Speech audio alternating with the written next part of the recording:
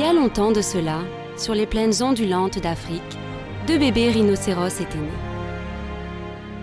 Les célébrations envahirent tous les troupeaux, le nombre de rhinocéros diminuait dangereusement. Le premier bébé, Rhinéo, découvrit rapidement les joies de la nature, sans mentionner son habileté à marquer son territoire. Le second bébé, Juliette, comprit l'importance de la présence d'une mère nourricière et découvrit les plaisirs de la vie en groupe.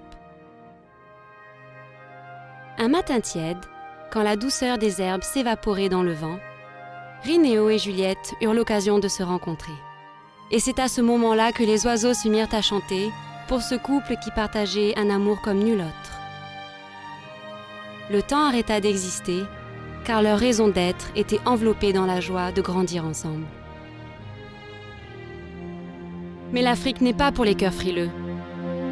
Une menace étrange allait et venait et massacrait la paix de la nature, laissant chaque fois un rhinocéros sans cornes, sans visage, souffrant à l'agonie jusqu'à une mort horrible. Alors les rhinocéros décidaient de ne pas résister aux mains attentionnées qui, sans leur causer de peine, leur enlevaient leurs cornes et les laissaient en liberté. Rhinéo se présenta en premier pour essayer ce nouveau procédé, sachant que sa corne allait repousser rapidement. Mais malgré son insistance, il n'arriva pas à persuader son amie à suivre son exemple. Celle-ci considérait que c'était un manque de respect vis-à-vis de ses parents. Ceci jusqu'à ce qu'un événement vienne bouleverser ses croyances. La lune brillait cette nuit-là, et une menace étrange se propageait dans sa famille. Tous se dispersèrent aveuglement dans la brousse, sans le père de Juliette qui restait campé sur son territoire.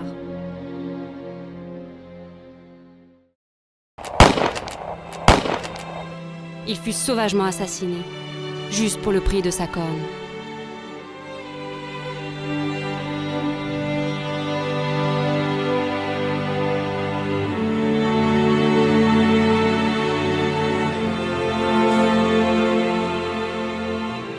À la première lueur du jour, un oiseau géant et protecteur survola les arbres et se posa sur le sol. Il attira des mains aidantes qui coururent pour aider. Mais c'était trop tard. Le chagrin envahit Juliette. Même Rhinéo ne pouvait la consoler. Heureusement, ils retrouvèrent du confort dans leur corps, retrouvant là leur instinct pour sauver leur espèce.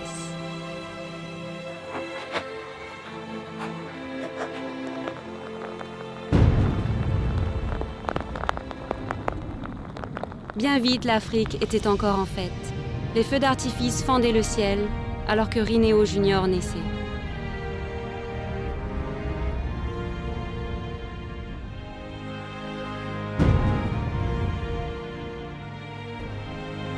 Comme son père avant lui, le petit bébé débordait d'énergie et de joie de vivre.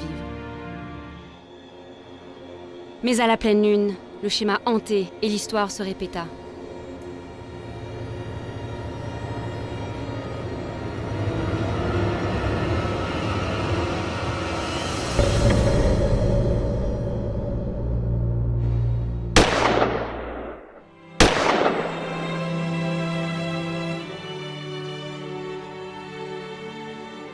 Juliette fut assassinée en même temps que son amoureux, qui s'était battu pour sauver leur petit bébé.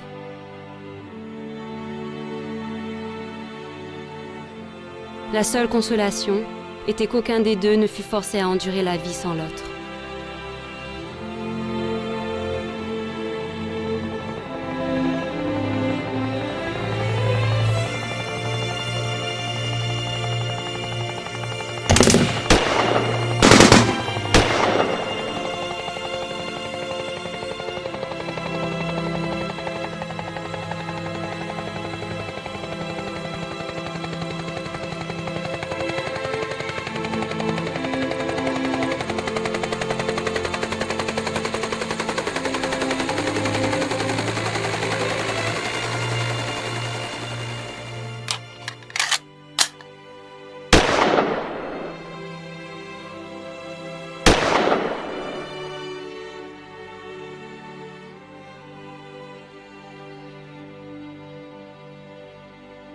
Le rhinocéros magique de l'Afrique menace de devenir un mythe raconté au coin du feu de père en fils, alors que les flammes s'éloignent vers la Voie lactée.